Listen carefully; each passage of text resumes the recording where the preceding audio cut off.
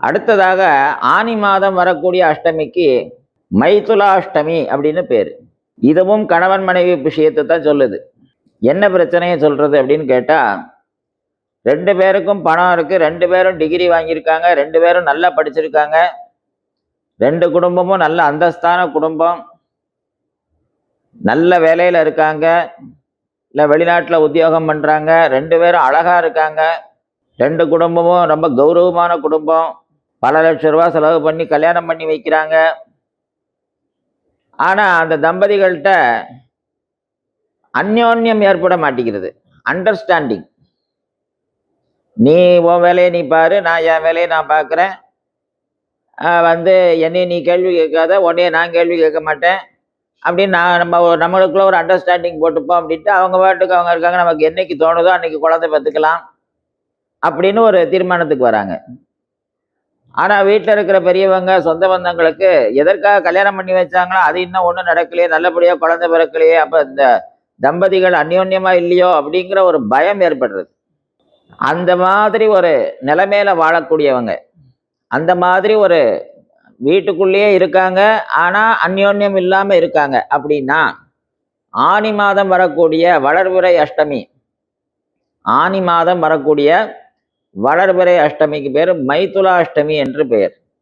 அந்த வளர்பிறை அஷ்டமி திதியில ராதாகிருஷ்ண சமேதராக கிருஷ்ண பகவானை பிரார்த்தனை பண்ணியாச்சு அப்படின்னாலோ, அல்லது லக்ஷ்மி நாராயண ஸ்வரூபமாக பிரார்த்தனை பண்ணினாலோ, அல்லது உமாமகேஸ்வர ஸ்வரூபமாக பிரார்த்தனை பண்ணினாலோ, இல்லை அர்த்தநாரீஸ்வரராக பிரார்த்தனை பண்ணினாலோ, இப்படி கணவன் மனைவியா சேர்ந்து இருக்கிற மாதிரியான அந்யோன்யமா இருக்கக்கூடிய தேவதைகளை பிரார்த்தனை பண்ண அன்னைக்கு நாள்ல பிரார்த்தனை பண்ணக்கூடிய பட்சத்துல அவங்களுக்குள்ள ஒரு அந்யோன்யம் பிரேமை, அதாவது காதல் அப்படிங்கிறது உருவாகும் அப்படின்னு சொல்லப்படுறது. ஸோ அப்போ பெரியவங்களுடைய மனக்கவலையை அதை தீர்த்துறது, அந்த குழந்தைகளுக்கு ஒரு நல்ல மனப்பிரேமை, அதாவது மன அந்யோன்யம்ங்கிறது ஏற்படுது. 3வதாக ஆவணி மாதம் வரக்கூடிய அஷ்டமி கிருஷ்ண ஜென்மாஷ்டமி. கிருஷ்ண பகவானுக்கு பிறந்ததுல இருந்து கடைசி வரைக்கும் சொந்த பூமியே இல்லை, பாவம். அவர் பிறந்தது அஷ்டமி திதியில தான் பிறந்தார். பிறக்கும்போது சிறையில பிறந்தார். பிறந்த உடனேயே பிறந்த பூமியை விட்டு வேற பூமியில கொண்டு போய் சேர்க்கப்பட்டார்.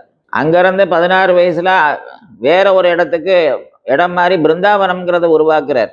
அதற்கப்புறம் கம்ச மகாராஜாட்ட சண்டை போட்டு அந்த நாட்டை கைப்பற்றுறார். அதுக்கப்புறம் ராதையை கல்யாணம் பண்றார். அதுக்கப்புறம் ருக்மிணியை கல்யாணம் பண்ணும்போது மாமனார் கொடுத்த சீதனமாக துவாரகை அவர் கிடைக்கிறது.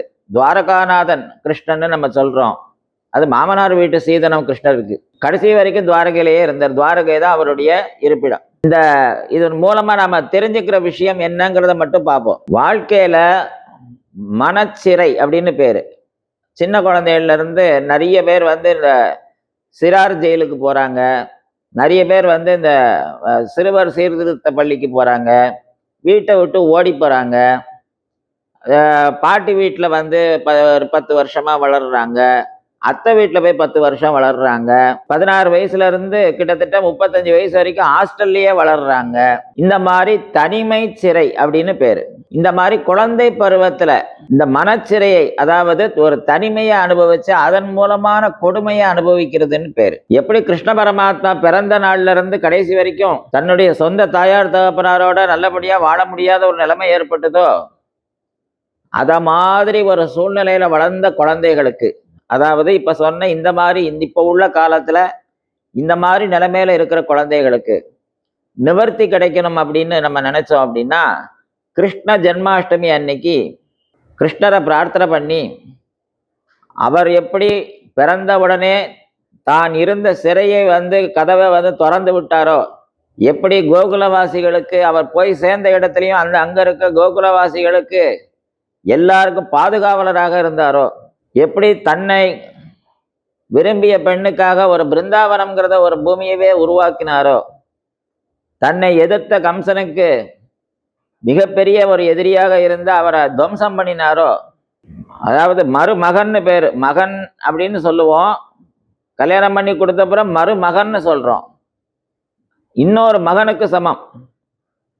அந்த துவாரகாபுரி அரசனுக்கு எப்படி ஒரு நல்ல மகனாக, மாப்பிள்ளையா மட்டும் இல்லாம ஒரு நல்ல மகனாக இருந்தாரோ, அத மாதிரி நம்ம வீட்டு குழந்தைகளுக்கு எல்லா விதமான ஆதரவுகளும் எல்லா விதமான சூழ்நிலையை எதிர்கொள்ளும் ஆற்றலும் மன தைரியமும் காலத்தோடு ஒத்து போகக்கூடிய ஒரு பழக்கமும் நல்ல நண்பர்களை சேர்த்து கொள்ளுதலும் இந்த மாதிரியான விஷயங்கள் நல்லபடியாக கிடைக்கணும். அதுதான் இப்போ நமக்கு தேவை, இப்போ உள்ள காலத்தில் ரொம்ப தேவைப்படுறது.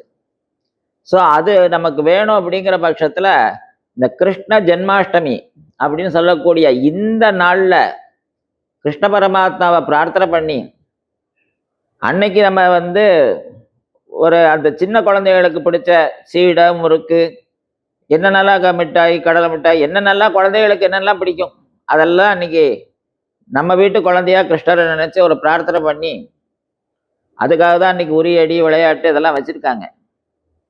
குழந்தைகள் குழந்தைகளா இருக்கணும். ஸ்கூல்ல மிலிட்ரி நடத்துற மாதிரி நடத்துறாங்க அப்படிங்கிறாங்க. டிசிப்ளின் தேவை. ஆனா அது மிலிட்ரி லெவல்ல இருந்ததுன்னா குழந்தைகளுக்கு மன இறுக்கம் வந்துடும். அந்த மன இறுக்கத்துல இருந்து ஒரு விடுதலை கொடுக்கறதுக்கு குழந்தைகள் குழந்தைகளாவே இருந்து நல்லபடியா வளர்றதுக்கு பிரார்த்தனை பண்ண வேண்டிய ஒரு நாளாக இந்த கிருஷ்ண ஜென்மாஷ்டமி இருக்கு.